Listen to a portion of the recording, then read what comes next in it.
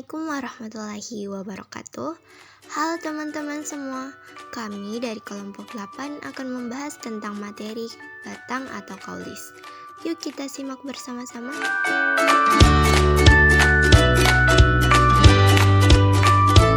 Perkenalkan, nama saya Salsabila Nurul Maulani.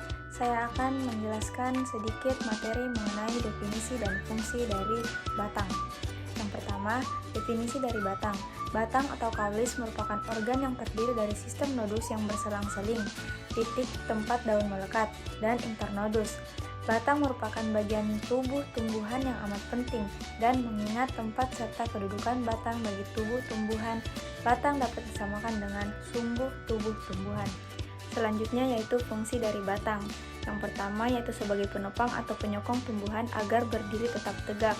Yang kedua sebagai tempat menyimpan cadangan makanan.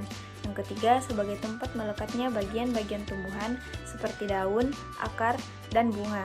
Yang keempat sebagai alur transportasi air dan zat makanan hasil fotosintesis.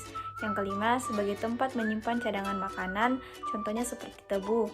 Yang keenam, sebagai alat perkembangbiakan secara vegetatif dengan metode pencangkokan. Dan yang ketujuh, sebagai tempat membantu proses pernafasan oksigen melalui lentisel. Perkenalkan, nama saya Cindy Senanita dengan NIM PO713251221064. Di sini saya akan menjelaskan mengenai bagian-bagian dari batang. Bagian pertama dari batang yakni epidermis. Jaringan epidermis yang terdapat di batang adalah jaringan yang terletak di bagian paling luar batang. Jaringan epidermis berfungsi untuk melindungi jaringan tumbuhan yang berada di bagian dalam batang. Jaringan epidermis antara batang tumbuhan monokotil dan dikotil berbeda. Pada tumbuhan monokotil, jaringan epidermis memiliki dinding sel yang tebal, sementara itu jaringan epidermis pada tumbuhan dikotil berbentuk sel pipi yang rapat. Untuk bagian yang kedua yakni korteks. Jaringan korteks terletak di bagian yang lebih dalam pada batang, tepatnya setelah jaringan epidermis. Fungsi jaringan korteks pada beberapa tumbuhan yaitu sebagai tempat cadangan makanan disimpan. Pada tumbuhan dikotil, korteks mengandung sel-sel parenkim yang berfungsi untuk regenerasi dan membantu pencangkokan pada tumbuhan. Sedangkan pada tumbuhan monokotil, korteks mengandung sel sklerenkim yang berfungsi untuk memperkuat dan mengeraskan bagian luar batang. Yang ketiga ini silinder pusat. Silinder pusat atau stele terletak di bagian terdalam pada batang setelah jaringan epidermis dan korteks. Stele berfungsi untuk alat pengangkut air dan mineral ke seluruh anatomi tumbuhan. Pada tumbuhan monokotil, batas antara jaringan korteks dengan jaringan stele hampir tidak terlihat jelas. Sementara pada stele tumbuhan dikotil ada dua lapisan yang disebut perikambium dan berkas pengangkut. Perikambium terdiri dari jaringan yang selnya dapat terus membelah. Perikambium yang berperan dalam pembesaran batang pada tumbuhan yang dicangkok. Kemudian bagian terakhir dari bagian batang yakni berkas pengangkut. Pada bagian batang, tumbuhan terdapat berkas pengangkut yang berfungsi untuk meneruskan air dan mineral yang diserap oleh akar menuju ke daun. Pada tumbuhan dikotil, berkas pengangkut tersusun dalam lingkaran, sedangkan pada monokotil, berkas pengangkut tersebar di dalam berkas pengangkut ini terdapat xilem dan floem. Xilem berfungsi untuk mengangkut air dan mineral dari akar menuju ke bagian daun untuk proses fotosintesis. Floem berfungsi untuk mengangkut hasil fotosintesis ke seluruh bagian tumbuhan agar tumbuhan dapat tumbuh dan berkembang.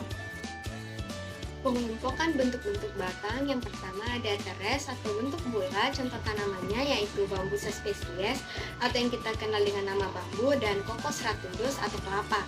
Yang kedua ada bentuk angularis atau bersegi yang terdiri atas dua, yaitu yang pertama triangularis atau segitiga, contoh tanamannya Cyperus rotundus atau batang turki, dan quadrangularis atau segi empat, contoh tanamannya yaitu Passiflora quadrangularis atau batang markisa, dan Coleus cutellarioides atau ilek. Lalu yang ketiga bentuk pipi yang terdiri juga atas dua, yang pertama Phyloclodium atau Phyloclaudia, contoh tanamannya yaitu Moelenbeckia platyclada atau yang kita kenal dengan nama jakung, dan Cladodium atau Cladodia, contoh tanamannya yaitu Opuntia vulgaris atau kaktus.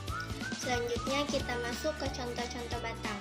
Yang pertama ada Erythrina variegata dengan nama lain dadap ayam yang berkhasiat untuk mengobati asma.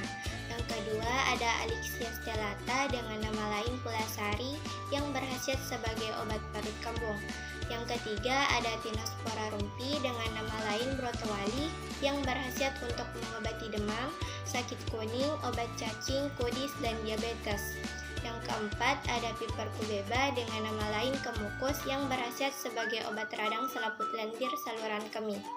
Yang kelima ada Citrus auratifolia dengan nama lain jeruk nipis yang berkhasiat sebagai antiseptik sehingga dapat dipakai sebagai obat kumur. Dan yang terakhir ada Punicea granatum dengan nama lain D5 yang berkhasiat sebagai obat anti cacing.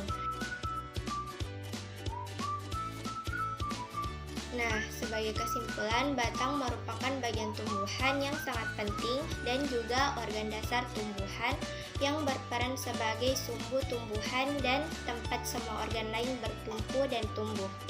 Batang adalah salah satu bagian dari tumbuhan yang memiliki potensi farmakologi dan digunakan dalam pengobatan tradisional.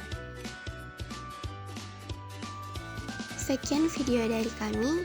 Wassalamualaikum warahmatullahi wabarakatuh.